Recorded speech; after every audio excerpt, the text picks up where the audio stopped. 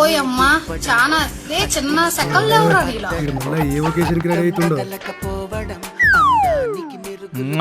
అసలు ఎట్టా పుట్టావురా? అసలు నువ్వు రాజకీయాల్లోకి ఎందుకు వచ్చావురా? సినిమా హీరో అవ్వాల్సింది. ఏం మాట్లాడుతున్నావురా? నరాలు కట్ అయిపోయింది. 1400 కోట్లు ఇవాళ బీఆర్ఎస్ పార్టీ అకౌంట్లు ఉన్నాయి కదా, అయిపోయింది నాకు కథ. అవి క్విట్ ప్రోకి కింద వచ్చినాయి కాదా? అవినీతి సొమ్ము కాదా? ఆంధ్ర కాంట్రాక్టర్లు ఇచ్చినాయి కాదా? మేము చేసిన అన్ని స్కామ్లు బయట పెడుతుంది. మొన్నేమో కాళేశ్వరం స్కామ్ బయట పెట్టింది.